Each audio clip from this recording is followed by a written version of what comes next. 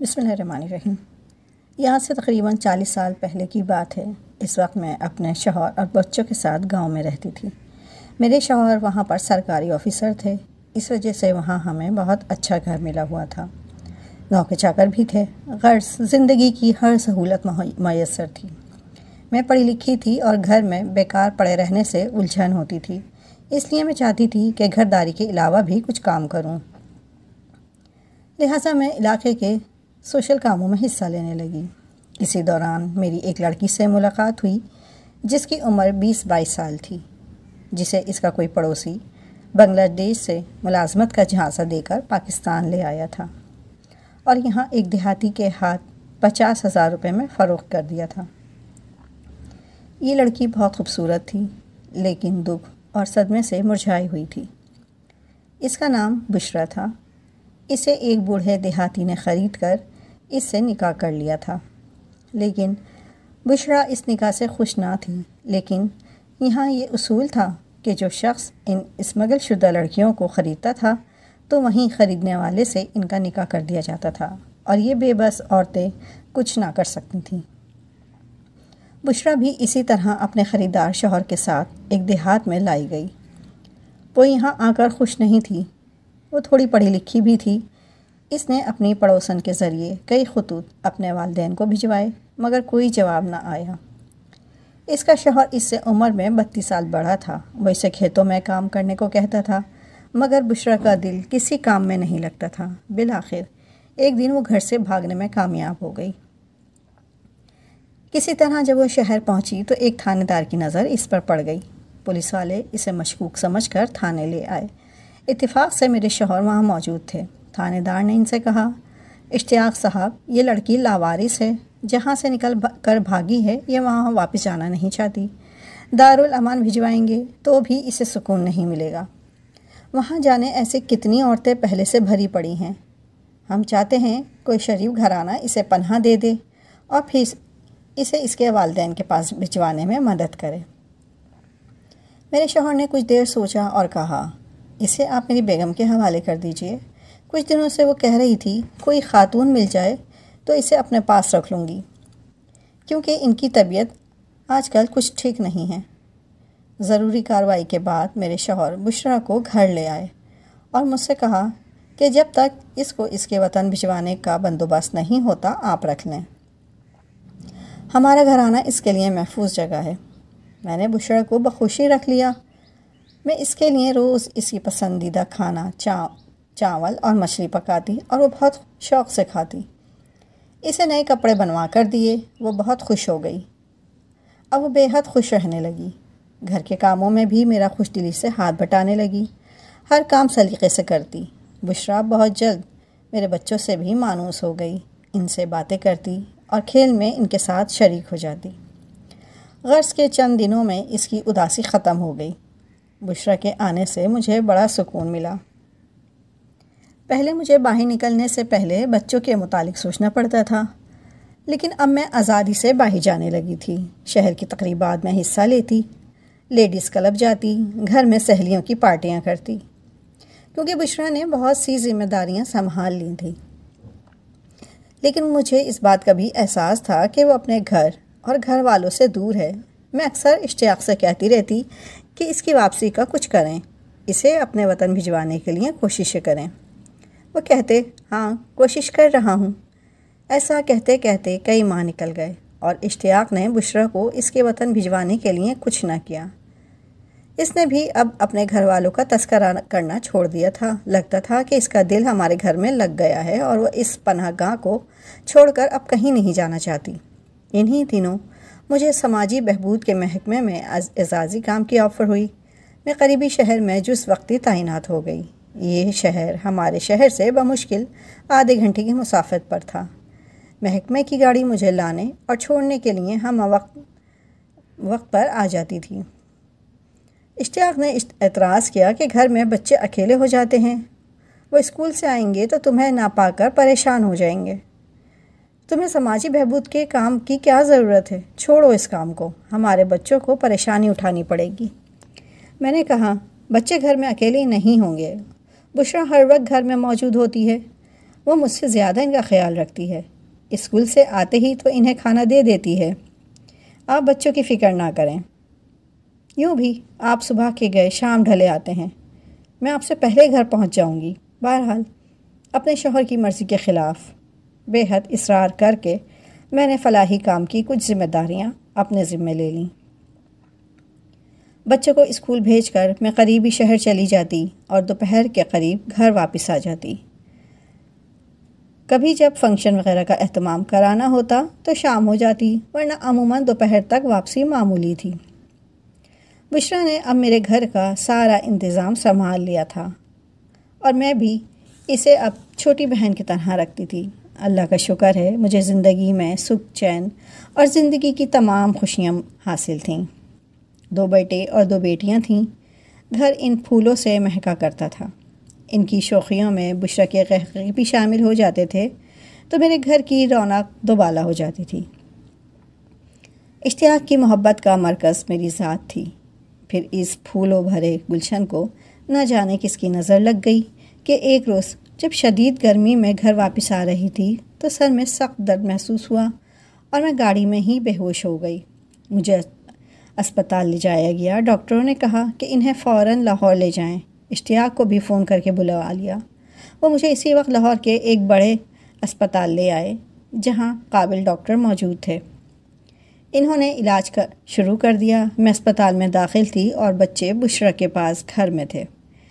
اشتیاق روز میرے پاس آتے اور شام کو واپس گھر چلے جاتے۔ غرض بہت مشکل دن تھے۔ میرے دماغ کا ایکس رے لیا گیا۔ 2 روز بعد میں ہوش میں آئی تھی اور پھر سر میں درد کی لہر اٹھی، دوبارہ بے ہوش ہو گئی۔ غرض کے معاملہ سنجیدہ تھا، لیکن شکر خدا کا کہ 17 دن بعد درد میں کمی آ گئی۔ میری حالت بہتر ہو گئی تو میں گھر آ گئی، مگر اب بھی چلنے پھرنے کے قابل نہ تھی، بستر پر پڑی رہتی تھی۔ بشریٰ نے گھر اور بچوں کو سنبھالا ہوا تھا۔ اشتیاق کے کپڑے استری کرنا، ناشتہ وقت پر تیار کرنا اور بچوں کے یونیفارم روز دھو کر اور انہیں تیار کر کے اسکول بھیجنا، اور ان کے ساتھ میری تیمارداری بھی کرنا۔ غرض کہ کوئی نیکی ایسی کام آئی تھی کہ ہمیں بشریٰ جیسی اچھی لڑکی مل گئی تھی، ورنہ شاید گھر کا شرازہ بھی کھٹ جاتا۔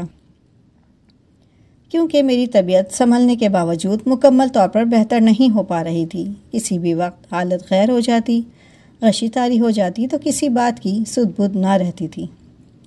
کچھ دنوں بعد مسلسل کام کاج کے دباؤ سے بشریٰ تھکی تھکی نظر آنے لگی۔ تبھی اشتیاق نے کہا، راحلہ مجھے بشریٰ کچھ تھکی ہوئی لگتی ہے، ایسا نہ ہو یہ بیمار پڑ جائے، پھر گھر کون دیکھے گا؟ میرا مشورہ ہے کچھ دنوں کے لیے تم میکے چلی جاؤ، اپنوں میں رہو گی تو آرام مل جائے گا۔ تمہاری صحت یابی تک تمہیں بھی مکمل آرام کی ضرورت ہے۔ کچھ دن میکے میں رہو گی تو انشاءاللہ بالکل حشاش پشاش ہو جاؤ گی، کیونکہ ماحول بدلے گا تو صحت میں بہتری آئے گی۔ میں خود بھی چند دن امی اور بہن بھائیوں کے درمیان رہنا چاہتی تھی۔ میرا میکہ شہر میں تھا۔ میں نے خوش دلی سے حامی بھر لی۔ اشتیاق مجھے امی کے گھر چھوڑ کر چلے گئے۔ وہ صبح شام دیکھنے آتے تھے کیونکہ ان کا آفس یہاں سے قریب تھا۔ چھٹی کے دن بچوں کو ساتھ لے آتے۔ بشریٰ کبھی آتی اور کبھی گھر پر رہ جاتی۔ میں 1 ہفتے کے لیے آئی، مگر 1 ماہ میکے میں رہ گئی کیونکہ امی اور بہنوں نے جانے نہ دیا، کہا کہ جب تک مکمل صحت یاب نہ ہو جائیں یہیں رہو۔ انہوں نے بہت توجہ سے میری دیکھ بھال کی۔ اپنوں کی محبت سے بالآخر میں صحت یاب ہو گئی اور اپنے گھر واپس آ گئی۔ یہاں آ کر عجیب سا لگا جیسے دنیا بدلی سی ہے۔ گھر میں فرنیچر کی ترتیب بھی بدلی ہوئی تھی اور ان میں کچھ نئی چیزوں کا اضافہ ہوا تھا۔ مثلاً پرانے صوفے کی جگہ نیا صوفہ اور پرانے بیڈ کی جگہ نیا بیڈ آ گیا تھا اور بڑا شوکیس بھی آ گیا تھا۔ کچھ نئے برتن آ چکے تھے۔ میں نے اشتیاق سے پوچھا، یہ چیزیں کیوں خریدی ہیں؟ کہنے لگے، بشریٰ نے منگوائی ہیں۔ کان کھا لیے تھے کہ پرانی چیزیں اچھی نہیں لگتیں، اس کا دل رکھنے کو لے لی ہیں۔ میں نے اس بات کو اہمیت نہ دی کیونکہ میں بشریٰ کا مزاج سمجھتی تھی۔ وہ ایسے ہی متنوع مزاج کی تھی۔ سوچا اچھا ہوا، جو کام مجھ سے نہ ہوا وہ بشریٰ نے کرا دیا۔ گھر تو میرا ہے، اب زیادہ اچھا لگ رہا ہے۔ اب بشریٰ پہلے سے زیادہ میرا خیال رکھتی تھی۔ وہ میری خوشنودی اور خاطر تواضع میں لگی رہتی تھی۔ میں سمجھ رہی تھی کہ بیماری کے باعث زیادہ خیال رکھتی ہے، لیکن جلد ہی میں نے محسوس کیا کہ میرے شوہر کی نظریں جب بشریٰ کی نظروں سے ملتی ہیں تو کچھ کہتی ہیں، اور لمحے بھر کو دونوں کی توجہ میری جانب سے ہٹ جاتی ہے۔ 15 دن بعد امی اور بھائی آ گئے، بولے تمہارے بھتیجی کی سالگرہ ہے، تمہیں لینے آئے ہیں، ہمارے ساتھ چلو، سب خوش ہو جائیں گے۔ ان کے اصرار پر میں چلی تو گئی، مگر میکے میں بھی چین نہ ملا، دن رات کے کاٹنے کو دوڑتے تھے۔ امی اصرار کرتی رہ گئیں، ابھی تمہیں نقاہت ہے، گھر کہیں بھاگا نہیں جا رہا، کچھ دن اور یہاں آرام کر لو، مگر میں نہ ٹھہر سکی، واپس اپنے گھر آ گئی۔